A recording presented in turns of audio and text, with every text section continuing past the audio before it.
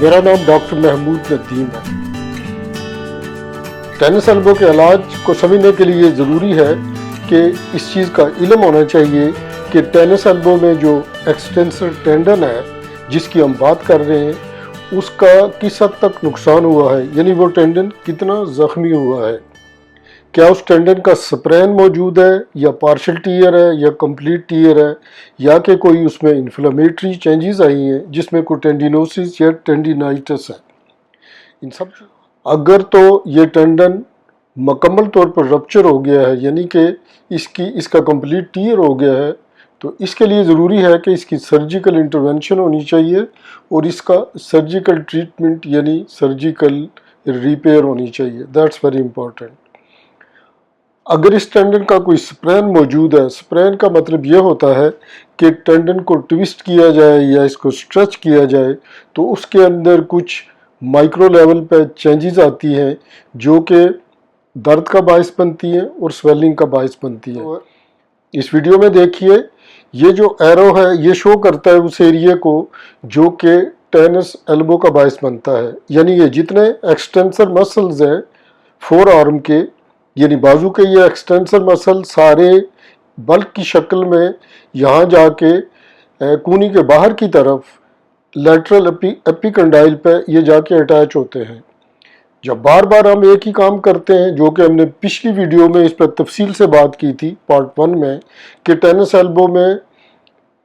Elbow کی وجہ کیا ہے اور ٹینس ایلبو کے دوران کون سی ایکٹیویٹیز، کون سا پروفیشن، کون سا ورک ان مسل کو بار بار سٹریچ کرتا ہے، اور سٹریچ کرنے سے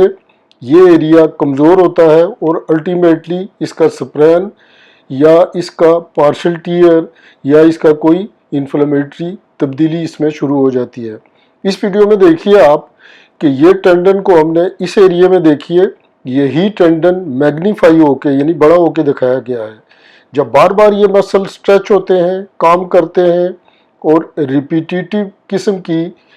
ایکٹیویٹیز کی جاتی ہیں تو یہاں جو اس مسل پہ سٹریچ ہوتا ہے یا اس پہ سپرین ہوتا ہے یا اس پہ جو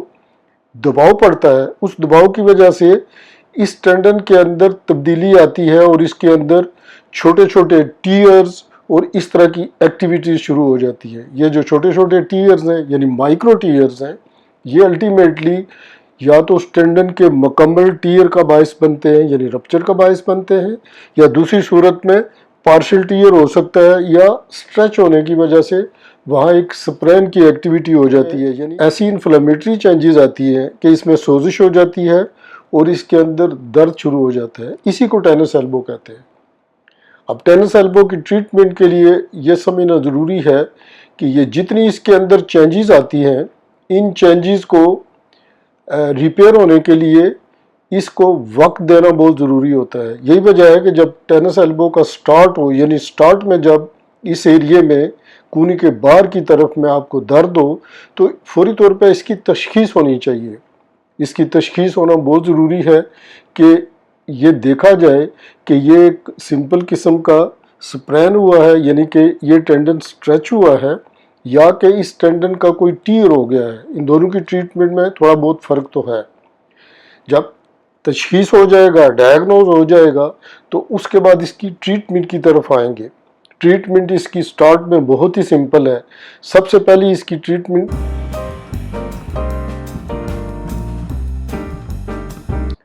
ٹریٹمنٹ کے لیے جو سب سے بنیادی نقطہ سمجھنے کا یہ ہے کہ ایلبو کے یعنی کونی کے اس حصے کو آرام دینا بہت ضروری ہے، یعنی اس کو ریسٹ دی جائے۔ جب اس ایریے کو ریسٹ ملے گی تو یہ جو ٹینڈن کا ٹیئر ہے یا اس کا جو سپرین ہے یا جو سٹریچ ہے، یہ آہستہ آہستہ ایک ہیلنگ کے فیز میں داخل ہوگا، یعنی اس کے اندر ایک ہیلنگ شروع ہو جائے گی۔ یہ بڑی امپورٹنٹ چیز ہے، سمجھنے کی بات ہے کہ ریسٹ ایک بنیادی نقطہ ہے جو کہ اس کونی کو یا ایلبو کو ملنا چاہیے۔ ریسٹ بنیادی نقطہ ہے۔ ریسٹ کے بعد اس حصے کو کچھ کمپریشن بینڈیج کے ساتھ فکس کر دینا چاہیے یا کوئی بریسز استعمال کرنی چاہیے تاکہ اس میں مزید سوزش نہ ہو، سویلنگ نہ ہو۔ اس کے علاوہ اس کو ایلیویٹ بھی کیا جا سکتا ہے، یعنی باڈی اپنے بازو کو تھوڑا سا اٹھا کے رکھنا چاہیے تاکہ جتنا یہ ڈیپینڈنٹ ہوگا، جھکا ہوا ہوگا آرم کا یہ حصہ، اتنی سویلنگ بڑھے گی۔ تیسری ہے آئسنگ۔ آئسنگ بڑی امپورٹنٹ چیز ہے کہ تھوڑے تھوڑے وقفے کے بعد ایک آئس پیکس لے کے اس حصے کو ٹھنڈا کیا جائے، یعنی آئس پیکس اس کو بار بار دیے جائیں تاکہ سویلنگ کو روکا جائے اور انفلیمیشن کو روکا جائے۔ تو بنیادی طور پر 3-4 چیزیں اس کی ٹریٹمنٹ کے پہلے حصے میں، پہلی فیز میں آتی ہیں کہ ایلبو کو یعنی کونی کو ریسٹ دیا جائے، ایکٹیویٹیز، کام کاج، سپورٹس، سب چیزوں کو بند کر دیا جائے، اور اس کے بعد دن میں وقفے سے اس کو آئس پیک سے ٹھنڈا کیا جائے، اور اس کے علاوہ کوئی بریسز یا کمپریشن بینڈیج اس پہ استعمال کی جائے، اور اس کے علاوہ میڈیسن کے طور پہ کوئی پین کلر یا اینٹی انفلیمیٹری ڈرگ استعمال کی جاتی ہیں، جس میں بہت ساری ڈرگز ہیں جیسے نپروکسن سوڈیم ہے، آئبوپروفن وغیرہ استعمال کی جا سکتی ہے۔ تو یہ بنیادی سٹیپس ہیں اس کو ہیل کرنے کے لیے۔ یہ جو ٹینڈن ہے اس کے ہیل کرنے کے لیے اس کو وقت درکار ہے۔ یہ جتنے مائکرو ٹیئرز ہیں، اور اگر اس میں پارشل ٹیئر بھی ہو تو اس کو بھی rest, icing, anti inflammatory drugs اور کمپریشن بینڈیج کے ذریعے اس کو ریپیئر کیا جا سکتا ہے یا ہیل کیا جا سکتا ہے۔ یاد رکھنے کی بات یہ ہے کہ ٹینس ایلبو کو ریپیئر کرنے کے لیے، یعنی اس کو دوبارہ سے اپنی ایکٹیویٹی میں بحال کرنے کے لیے ہفتوں اور مہینوں کا وقت درکار ہوتا ہے۔ اب دوسری صورت دیکھتے ہیں کہ ٹینس ایلبو کا اگر فوری طور پہ ڈائگنوز نہیں ہوتا، یعنی اس کی تشخیص نہیں ہوتی، تو ایسی صورت میں یہ اگر ٹینڈن شروع میں اس کے اندر کوئی چھوٹا موٹا فالٹ ہے، کوئی چھوٹی موٹا اس کا سپرین ہے یا اس کا پارشل ٹیئر ہے، تو اگر اس کو ریسٹ نہ دیا جائے، پراپر ٹریٹمنٹ نہ دیا جائے، تو یہ ٹینڈن کا ٹیئر بڑھتا جائے گا، کمپلیکیشن بڑھتی جائیں گی، اور اس کے علاج کو جتنا دیر سے شروع کیا جائے گا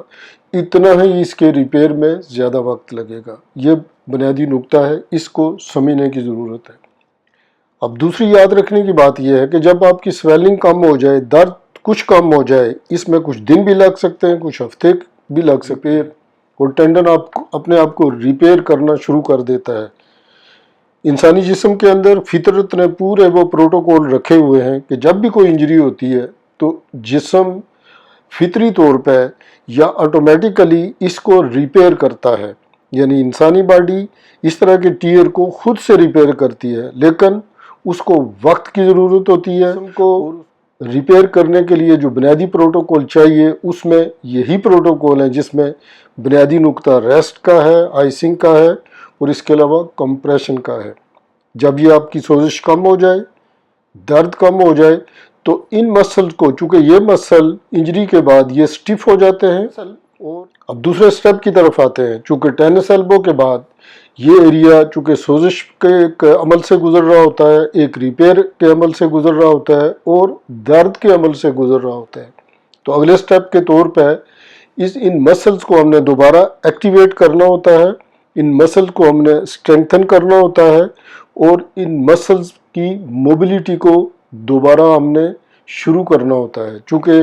کمپریشن بینڈیج، آئسنگ، ریسٹ کے بعد یہ مسل کسی حد تک سٹف ہو جاتے ہیں یا فنکشن میں ان میں ایک دشواری پیش آتی ہے۔ اگلے سٹیپ پہ جتنی بھی اس کی ایکسرسائزز ہیں یا فزیوتھراپی ہے، ان کا بنیادی مقصد یہی ہوتا ہے کہ ان مسل کو دوبارہ سے اسٹرینتھن کیا جائے اور ان مسل کو دوبارہ سے ایکٹیویٹ کیا جائے، ان مسلز اور ٹینڈن کی موبلٹی کو دوبارہ سے شروع کیا جائے اور اس کونی اور بازو اور ریسٹ کو دوبارہ ورکیبل بنایا جائے۔ اب یہ دیکھتے ہیں کہ ٹینس ایلبو کی ایکسرسائزز کون سی ہیں یا اس کی فزیوتھراپی کے سٹیپس کیا ہیں۔ تو آئیے ان تمام ایکسرسائزز کو یعنی فزیوتھراپی کے یہ سٹیپس ہم ان ویڈیوز میں دیکھتے ہیں کہ ان مسلز کو دوبارہ ری ایکٹیویٹ کرنے کے لیے، اسٹرینتھن کرنے کے لیے، سوزش کو مزید کم کرنے کے لیے، درد کی شدت کو کم کرنے کے لیے اور فور آرم اور ایلبو اور ریسٹ کو دوبارہ ورکیبل بنانے کے لیے ہم کون سی ایکسرسائزز یا کون سے فزیوتھراپی کے سٹیپس لے سکتے ہیں۔ اس ویڈیو میں دیکھیے، اس ویڈیو میں بنیادی نکتہ یہی ہے کہ ایلبو اور فور آرم اور ریسٹ کے مسل کو ری ایکٹیویٹ کیا جائے، اسٹرینتھن کیا جائے اور کچھ وقت کے لیے یہ ایکسرسائز کی جائے تاکہ آپ کے ایلبو کو اور فور آرم ریسٹ کو دوبارہ کام کاج کے لیے تیار کیا جائے۔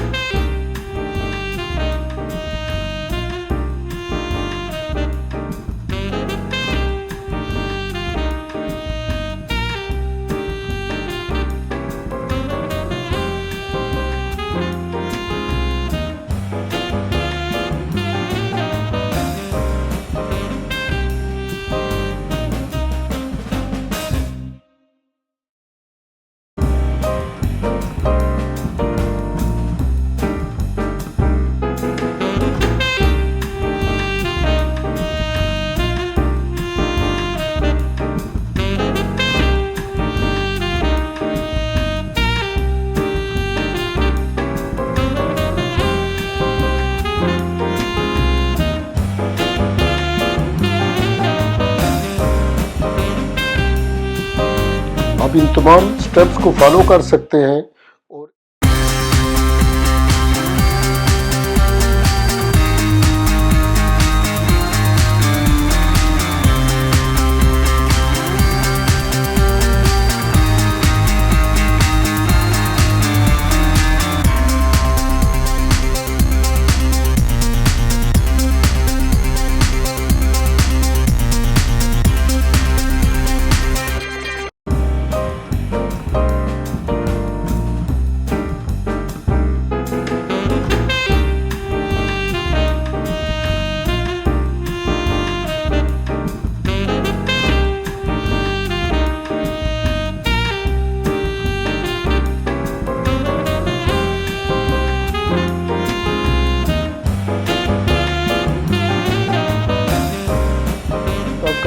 جب تک کہ آپ کی ایلبو، فور آرم اور ریسٹ یہ مکمل طور پہ ایکٹیویٹ نہیں ہو جاتے اور آپ خود محسوس نہیں کرتے